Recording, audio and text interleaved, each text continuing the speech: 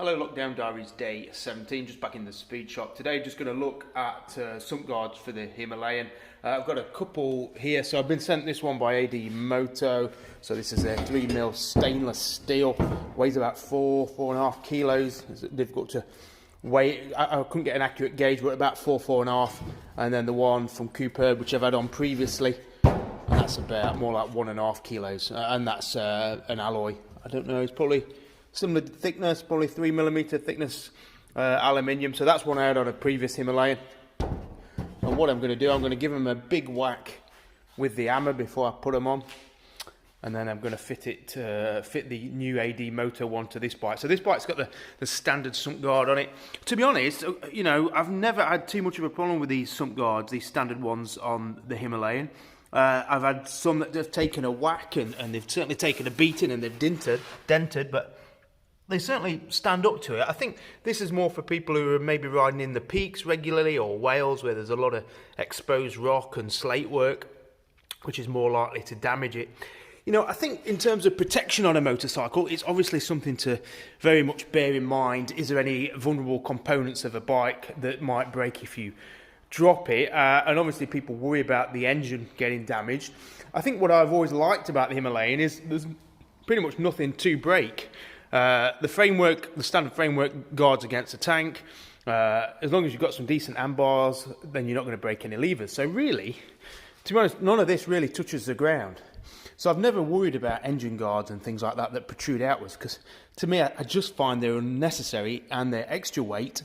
And there's something else to catch the leg in. And I mean, there's anecdotal evidence that people have found that, you know, when they've crashed on the road, it saved their legs and things like that. And I do appreciate that, but sometimes you've got to look at, you know, what are you gaining by bolting on extra weight and extra sort of tripping points or catching points or impact points.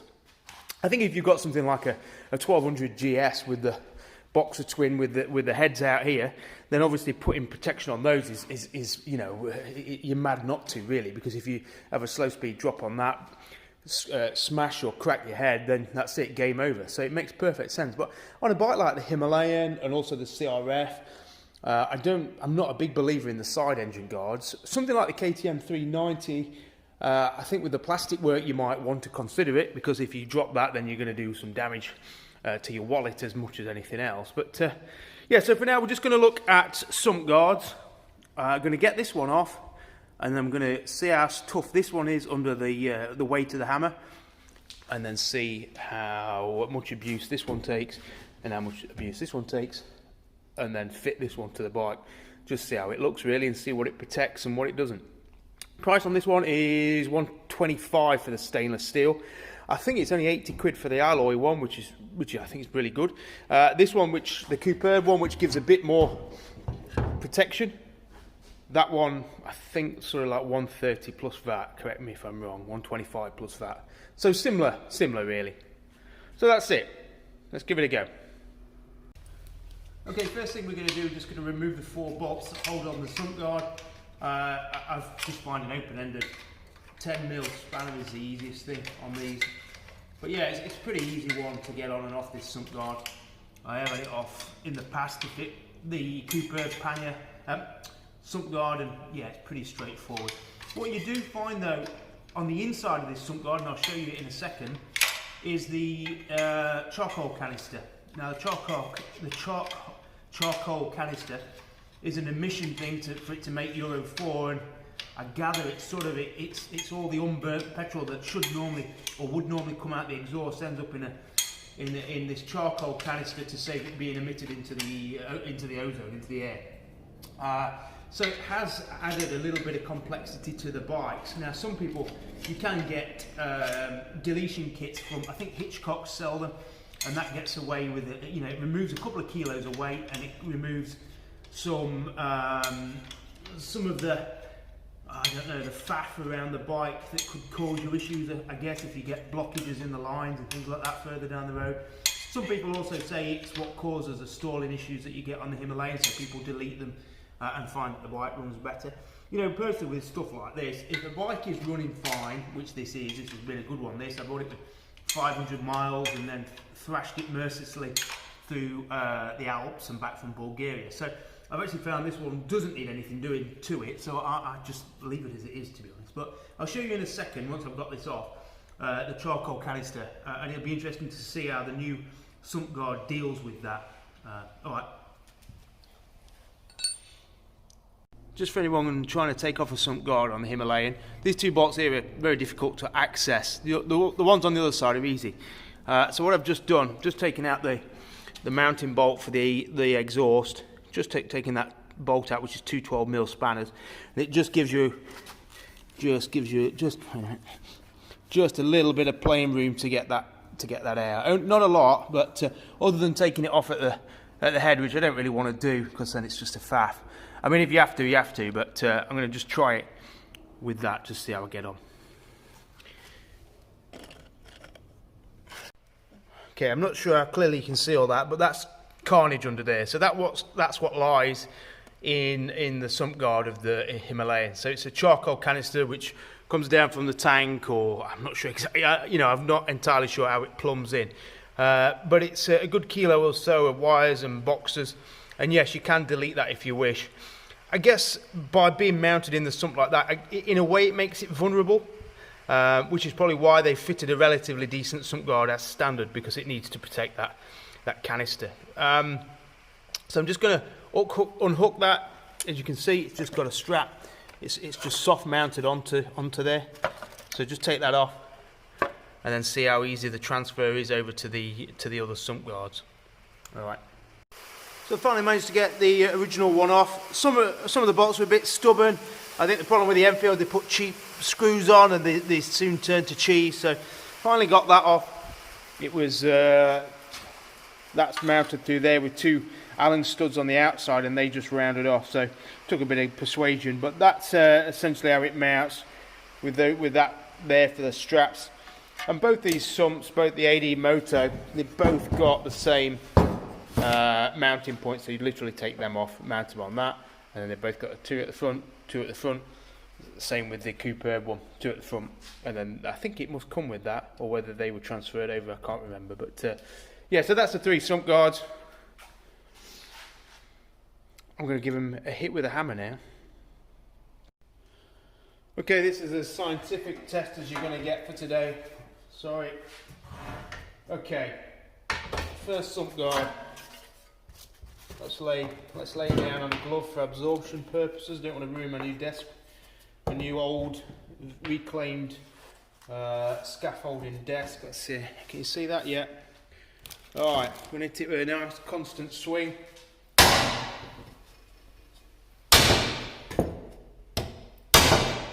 Got to be honest, pretty impressed with that. There's no indents to the curves there.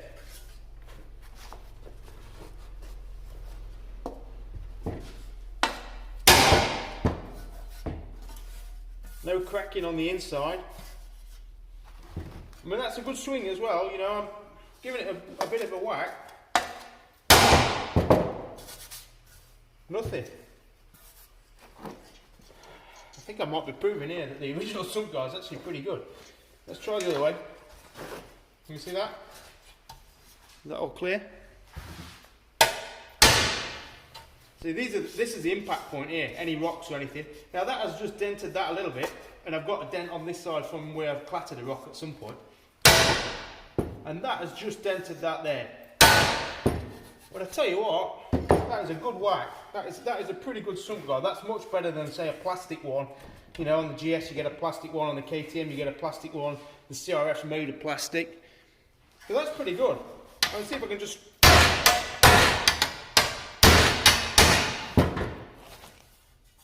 And there you go, actually. Just straighten that out. Well, you could if you were a bit more precise.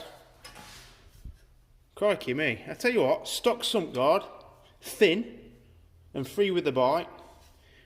I think that's pretty good. Got to be honest.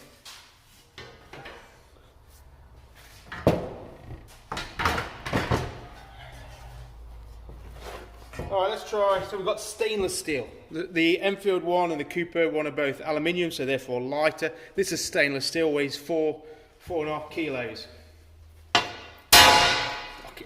It's like hitting an old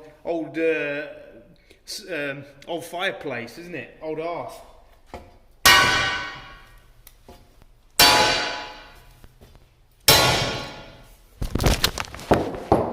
Sorry about that, the camera jumped off the desk. Okay, another one. I mean, there's slight denting, wounding, but no penetration, no denting, no indentation, no deformation. Just basically hammer marks. So if you're hitting stones and things, that would just show the way the corner of the stone touched, kissed it.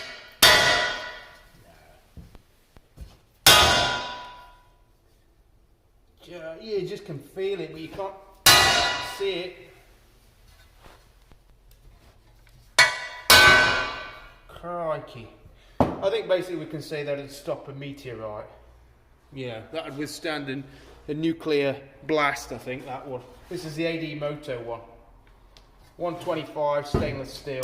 They do a 3mm aluminium one as well, which I'm not sure, you know, it's light, it's a couple of kilos lighter. And I would say actually if it withstood stood impact as well as the standard one, then it would be alright. Because the benefit of it, it's just got a little bit more side width to cover the curve on the header pipe, just there. You can see that. Give it one last crack. I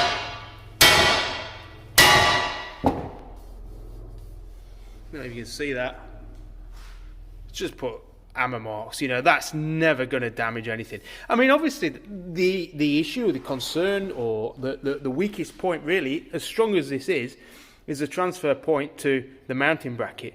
That's obviously going to put the impact that it's taking there is transferring to the mounting studs. Whether you're going to get an incident there where the stud breaks, or I don't know, you know, that's the impact's got to go somewhere. It's got to be absorbed somehow, and maybe it transfers the strain there. I mean, some of the issues with the crash bars that people fit on bikes is that, yes, it protects the side of the engine, but it puts that much stress on the point where it's mounted. It either, you know, it snaps the lugs, or it can damage the mounting point. So, I mean, that would be the only concern. But you know, I don't put it this way: as a product, I think it's as robust as you're going to get, that one.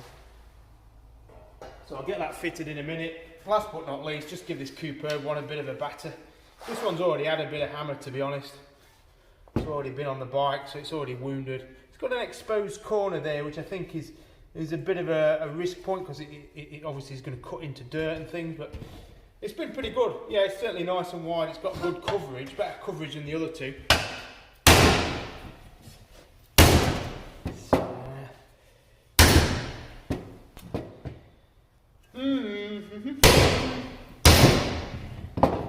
They are clearly the exposed vulnerable parts there. I think because there's so much gap, there's a lot of flex there. That's flexed quite bad actually. That's flexed worse. I'd say that's flexed worse than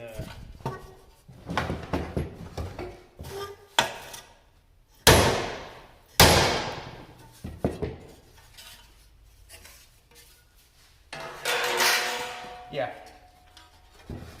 That's flexed a bit there.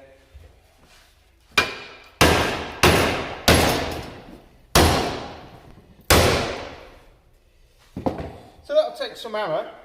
You're just going to end up with some creases in it that you might want to get off and knock out. And in fairness, they knock out quite easy. Certainly more components. This is obviously pot riveted or bolted together from different components. So it's certainly a different approach to construction. As it stands though, if I'm completely honest with you and myself, I think that stock bash plate, it doesn't have a lot of width, it doesn't offer a huge amount of coverage, certainly a little bit less than the Cooperb, a little bit less than the AD Moto one. The standard one, that takes a whack, that does. That's a pretty good sump guard as standard. So I would say, unless you're really going to do some serious rock hopping, do you need to invest in a better sump guard? Honest answer, no. Okay, so just mounted the basics in there, pretty easy to do. Nursing an injury from the hammer, and then just get bolted on, see what it looks like. So that's kind of what it looks like in situ. I mean, it's a real mess, isn't it? When you start looking at that, you think, God, so much faff. I mean, emissions obviously is important, but what a load of crap. So I can see why people delete all this. So that goes on there like that. Just holding it. I've got like the professional tools, i.e. holding it on my legs. I think that is it. That goes into shape there. You see that? That's just a question of teasing it into place. So just putting the last of the bolts in. Got a couple at the front. So all in all, you've got 6 10mm bolts. That sounds a bit tight, a bit awkward to get in. There's a bit of a space there, but might take a bit of flexing.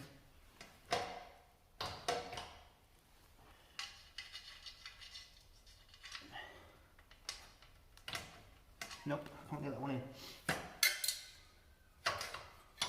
Oh, the joys of bike mechanics, eh? Joys.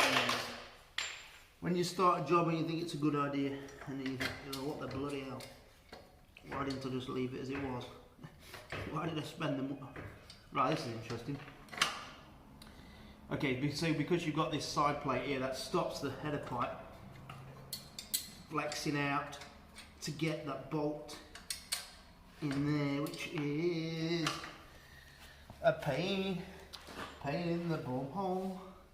It's a pain in the bum hole. Yeah, header pipe off, everyone. If you're doing a sump guard on a Himalayan, I'm going to say header pipe off. It's just not worth the scraped knuckles and the faffing around when the job would be easier with the header off.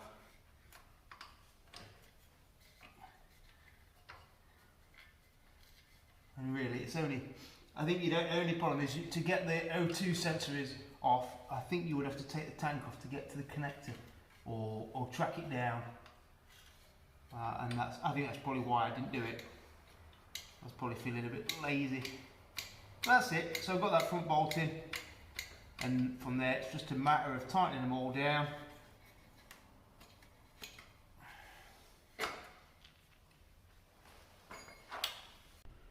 So there we go, that's the AD Moto sump guard fitted. That's a stainless steel 3mm one. It went on pretty easy, 6 bolts just with that. If it wasn't for the charcoal canister, it'd be a straight on job. So everything's bolted back up. Give it the ultimate test, kick test. Yeah, that feels pretty sturdy. Just in comparison, we've got the other Himalayan that's got the Cooperb sump guard fitted. So as you can see, this is more enveloping. It comes further around. Gives more protection to the oil filler and things like that. That's already took a bit of a whack, to be honest, on this bike.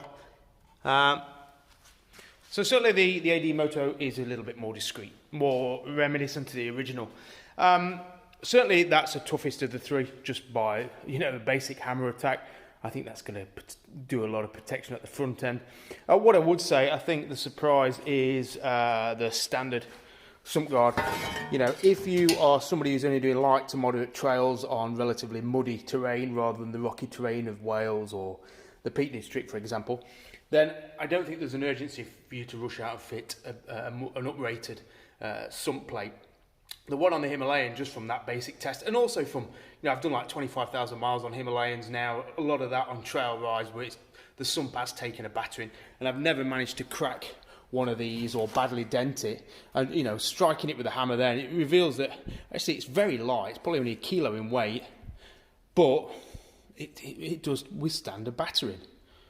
And so don't necessarily rush out, unless you're going to be doing any hardcore stuff, and buy out a new sump guard, because the stock one is very good.